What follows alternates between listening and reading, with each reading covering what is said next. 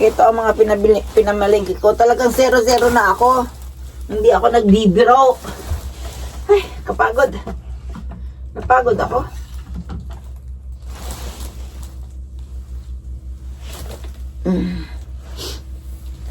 Yung aking mga pinamili, ipakikita ko lang sa inyo. Tapos dahan-dahan ako na may bisikleta. Siyempre, alam nyo na, uminom. Ito ang sibuyas. Nag-ubod ng ginto to sa atin. Dito, mga barya lang. Barya lang, pero siyempre, kahit barya-barya lang, masakit pa rin sa bulsa kapag naipon ang pinamili. Ito naman, sunny lettuce. Gagawin kong salad. Puro gulay ngayon ang pinamili ko eh. Ito naman, panlagay ko sa shabu-shabu. Wala nito sa atin. Masarap to eh. Lasang Maria. Ano yung Maria? Alam niyo yung Maria? Parang ganon. Parang bang nakukuha lang sa damo-damo, pero hindi. Tanim talaga yan dito. Tapos, ayan. Ang spinach. Bumili din ako ng spinach at saka 12 itlog. Sana'y walang basag. Kasi, mahirap pag may basag. Hanggang 11 ng February. Ayan.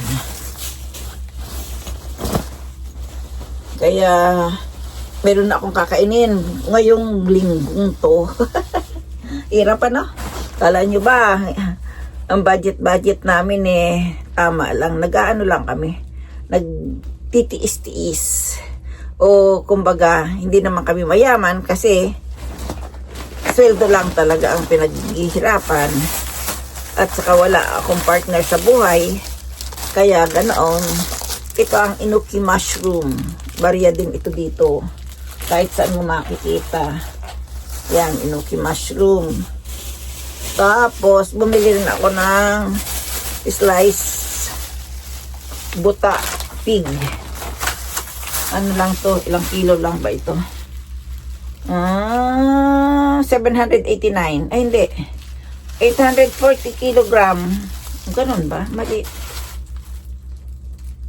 786 gram pala. Ang isang gramo ay 99. Tapos, hindi mawawala sa akin ito kapag ako'y pumunta doon. Ang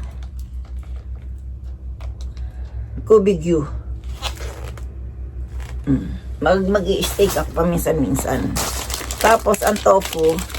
Itong tofu naman, ito yung pinakamalambot. Ito yung panlagay sa shabu-shabu. O kaya, pwede mo tong gawing taho. Painit, pakuluan mo lang. Kaya i-dins range mo lang. I-oven lang. Ito oven range. Tapos, buhusan mo na ng black sugar. Ayan. Tapos, pumili na rin ako ng pumili na rin ako ng corn cream. Kasi minsan naghahanap ako ng mainit na sabaw. Sinamahan ko na rin ng seafood cup noodles. Mahal kasi doon kaya hindi ako bumili ng marami. Isa-isa lang. At saka kailangan konti-konti lang talaga. Tapos, bumili ako ng talong panglagay ko sa aking tilapia. Kaso, wala pa akong gata. Yan pang hahanapin ko, gata. Puro gulay lang ang binili ko ngayon. At bumili rin ako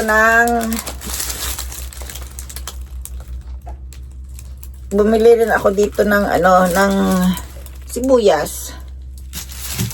Mura lang itong sibuyas. Good for one. Isang use lang to. Gusto ko kasi yung maliit lang, yung ganito lang kalalaki. Kasi, pwede mong isang luto lang. Isang lutuan. Saan nga ba to? Ibang pangalan. Hokkaido. Taga Hokkaido siya. Tapos, ito, ang cabbage. Kalahati lang ang binili ko. Ay, cabbage nga o cabbage. Tapos, mayonnaise.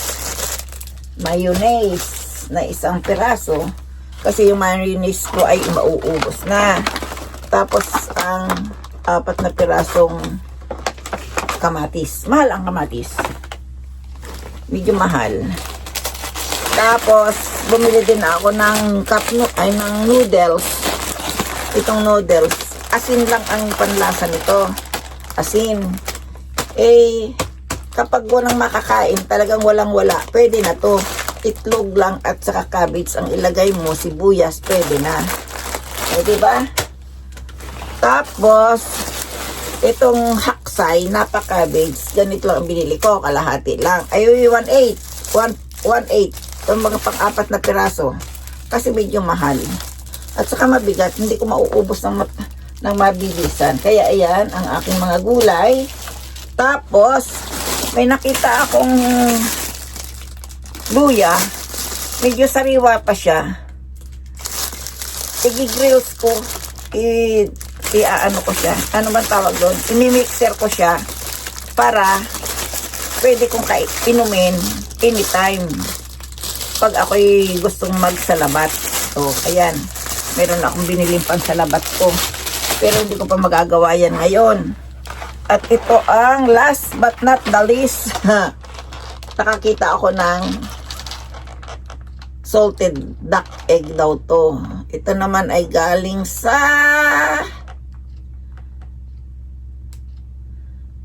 saan ba ito galing? Chinese. Sa imported goods ko to binili. Nakita ko siya uli.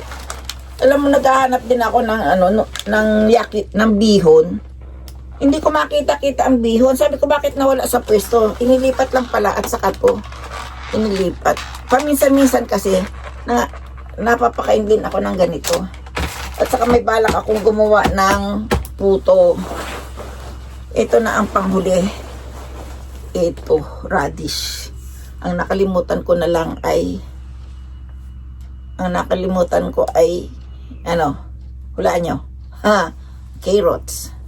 Kasi bala kong gumawa ng pickles. Pero ito pwede rin gawing pickles. Asin lang ang kalaban nito at saka yung balat ng suha. Pwede na to. Kaya ayan, isang tambak na Alam niyo ba kung magkano halaga nito ngayon?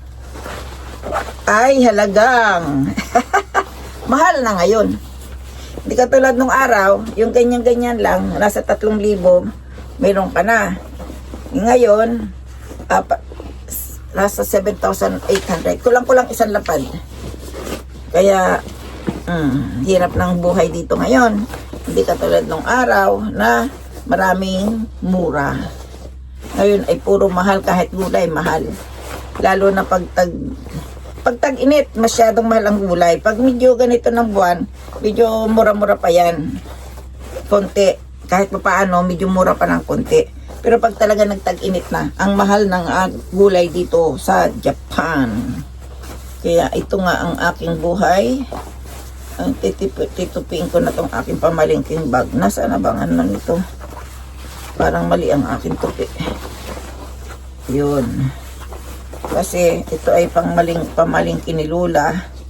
Para pag isinakay sa bisikleta, ay isang lagayan lang. Pero yung bisikleta ko ngayon ay, may daot. May daot yung aking bike. Nakakainis. Sira ang spring. Yung spring ba ng pagtiratadyakan may pampatigas sa pagtayo ng bisikleta. Yun ang sira. Kaya ito ang aking mga pinamili. Pakita ko sa inyo. Ayan ang aking mga pinamili. Kompleto sa Ricardo, pero baka isang linggo wala na rin ito.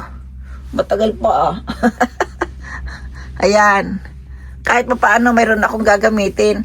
Wala kasi akong sibuyas, wala na rin akong kung ano-ano. Kaya ayan, very nice. Mayroon akong pang-ulam. Ayan, nakita nyo na. Ganito ang buhay dito sa Japan. Hindi basta-basta napupulot ang yen. Sa ngayon, napakahirap. Nagrereklamo kayo sa Pilipinas, dito mas mahirap. Kasi nag-iisa kang naghahanap buhay dito sa Japan. Sa Pilipinas, kahit papaano, marami. Dito ay nag-iisa lang ako. Bye-bye!